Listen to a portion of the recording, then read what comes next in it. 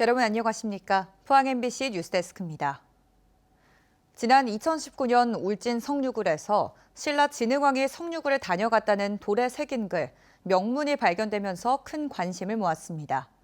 이후에도 신라에서 조선시대까지 학술적 가치가 높은 수백 건의 명문이 추가로 확인됐는데 지하 금강이라 불리는 성류굴의 역사적 가치를 재조명하기 위해 굴에 새겨진 명문 전수조사가 앞으로 4년 동안 이뤄집니다. 김형일 기자가 보도합니다. 천연 석회석 자연동굴인 성류굴은 1963년 천연기념물로 지정된 이후 매년 20만 명이 넘는 관람객이 찾고 있습니다. 이곳에서 지난 2019년 6세기 신라 진흥왕이 성류굴을 다녀갔다는 명문이 발견되면서 큰 관심을 모았습니다. 왕의 행차를 위해 다리를 만들었고 뱃사공을 배불리 먹이고 50명이 보좌했다는 내용이 상세히 기록돼 있습니다. 또 당나라에서 사용한 연호와 함께 화랑과 승려로 추정되는 사람들의 이름이 나왔고 신라시대부터 조선시대까지 성류굴 내부에 새겨진 수백 건이 넘는 명문이 확인됐습니다. 진흥왕 명문이 발견되고 또 화랑들이 많이 왔다 간 이런 흔적들이 지금 무수히 지금 확인이 되고 있거든요. 이 명문을 전수조사해서 분석을 한다면 한국 역사에서 알 수 없는 자료들이 또 밝혀질 것으로 판단됩니다. 성류굴에 대한 체계적인 학술조사 필요성이 높아지면서 성류굴 명문에 대한 전수조사를 올해부터 4년 동안 실시합니다. 울진군이 국립경주문화유산연구소와 협약을 맺어 사진 촬영과 3D 스캔 등을 통한 정밀조사를 실시한 뒤 2027년 종합보고서를 발간할 예정입니다. 성류굴이 이제 자연유산적인 가치도 매우 크거든요. 지하 금강이라고 불릴 만큼 가치가 큰데 이어서 또 역사 문화적인 가치를 더 조명해서 성류굴이 진짜 전국 유일의 복합유산으로 2억 5천만 년 전의 신비를 간직한 성류굴이 이번 조사를 통해 금성문의 보고로 역사 문화적 가치가 재조명될지 관심을 모으고 있습니다.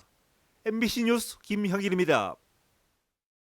포항 출신의 이상득 전 국회 부의장이 지병으로 병원 치료를 받아오다 향년 89세의 나이로 오늘 별세했습니다. 1935년생인 이 전 부의장은 포항 동지상고와 서울대 상대를 졸업하고 포항 남울릉 선거구에서 6선, 제17대 국회에서는 국회 부의장을 역임했습니다. 이 전 부의장은 블루벨리 국가산단 조성과 영일마당 건설, 대구 포항 고속도로 등 지역 발전을 위해 대형 국책 사업을 추진하거나 완공을 앞당기는 데 기여했습니다. 의료 사각지대에 놓인 농촌 지역 주민들을 직접 찾아가 진료를 제공하는 병원이 있습니다. 급격한 고령화와 열악한 의료 현실 속에서 돈보다 의술을 펼치는 지역 유일의 왕진 의료진이 있다고 하는데요. 장미쁨 기자가 보도합니다. 포항 지역에서도 손꼽히는 오지, 죽장면의 한 집. 86살의 할머니가 진료를 받고 있습니다. 집 안에서 엑스레이도 찍고 의사가 직접 주사도 놓습니다. 아픈 거 좀 어떤가? 천천히. 수년째 숨쉬기와 걷기가 어려웠지만 혼자 거주하는 탓에 병원 문턱을 넘기가 힘들었는데 이번에 간신히 진료를 받게 된 겁니다. 무릎 관절에 관절강내 주사하고 그다음에 숨이 왜 가쁜지 확인하려고 엑스레이도 찍고 그다음에 평소에 잘 못 드시기 때문에 이제 수액 처치도 하고. 중증 질환이거나 장애가 있어 병원을 찾기 어려운 고령의 환자들을 위해 집으로 찾아가 진료하는 의료진입니다. 병원 직원 4명이 함께 차를 타고 하루에 많게는 10곳씩 지역 이곳저곳을 돌고 있습니다. 이렇게 병원을 오지 못하는 환자들이 많다는 생각은 안 해봤거든요. 누가 어떻게든 데리고 오겠지 이랬는데 다녀보면 병원을 올 수가 없어서 진료 자체를 포기하고 계시는 분들, 또 뭐 작은 상처가 큰 욕창이 돼도 어떻게 할 수 없는 분들. 지난 5월부터 찾아가는 의료 서비스를 제공하고 있는 건데 환자들의 반응은 긍정적입니다.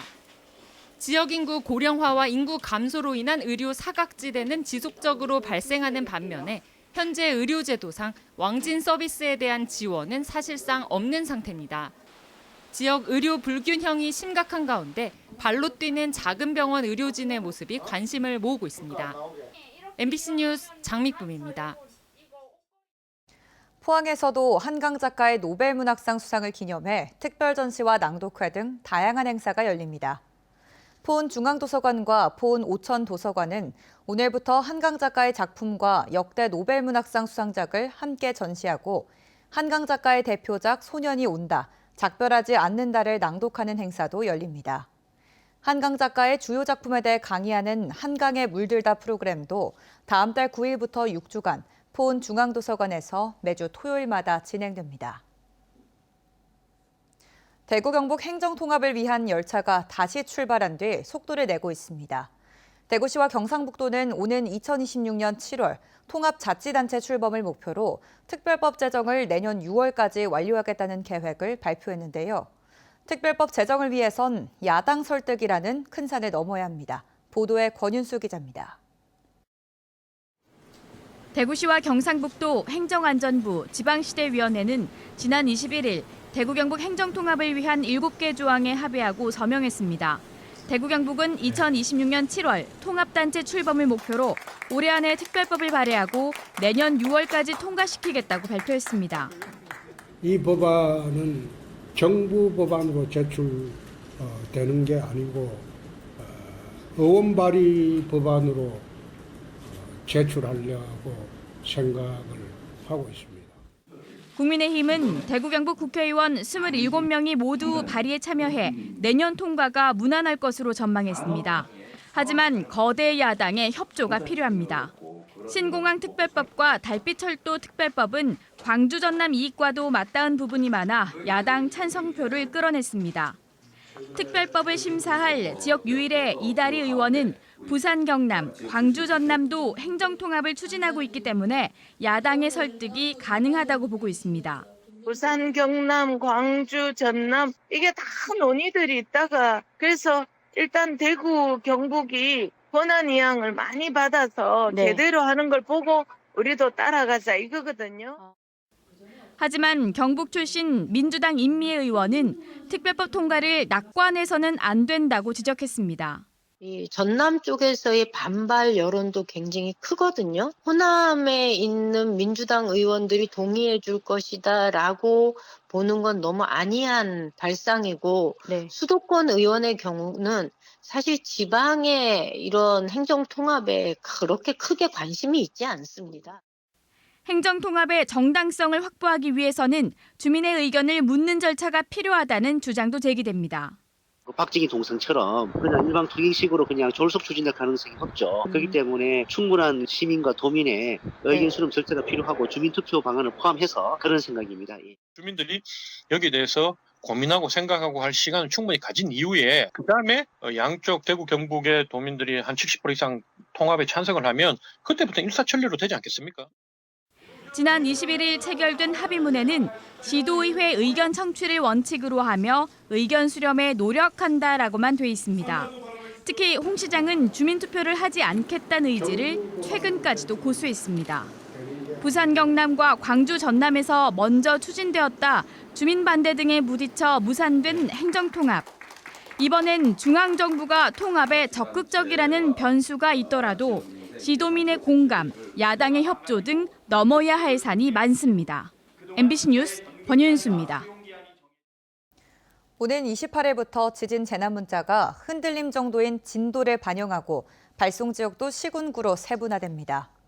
지난해 11월 30일 새벽 경주에서 규모 4.0의 지진이 발생하자 전국에 긴급 재난 문자가 발송됐는데 지진보다 재난 문자 수신음에 더 불안했다는 불만이 많았습니다. 이에 따라 기상청은 오는 28일부터 규모 6.0 이상이면 전국에 위급 재난 문자, 5.0 이상 6.0 미만이면 전국에 긴급 재난 문자를 발송하고 규모 3.5 이상 5.0 미만 지진은 흔들림 정도인 예상 진도에 따라 시군구에만 긴급 재난 문자 또는 안전 안내 문자가 발송된다고 밝혔습니다. 어제 낮 12시쯤 경주시 건천읍의 한 축사에서 50대 남성이 농기계에 끼어 숨진 채 발견됐습니다. 경찰은 분뇨를 처리하던 중 소형 건설 장비인 스키드로더에 끼어 숨진 것으로 보고 사고 경위를 조사하고 있습니다. 오늘 오전 10시 10분쯤 경주시 동천동의 한 산업도로에서 초등학생을 태운 수학여행 버스가 가로수를 들이받았습니다. 이 사고로 버스에 타고 있던 초등학생 5명과 교사 1명이 가벼운 부상을 입고 병원으로 옮겨졌습니다. 경북경찰청이 지난 1일부터 20일까지 아침 출근 시간대 불시 음주운전 단속을 벌인 결과 모두 30건을 적발해 면허를 정지하거나 취소했다고 밝혔습니다. 올해 들어 경북에서 음주운전으로 단속된 운전자는 모두 4,200여 명으로 하루 평균 14명이 음주운전으로 적발되고 있습니다. 경북경찰청은 가을 행락철과 농번기를 맞아 음주운전 발생 가능성이 높다며 시간대를 가리지 않고 불시 음주운전 단속에 나서겠다고 밝혔습니다.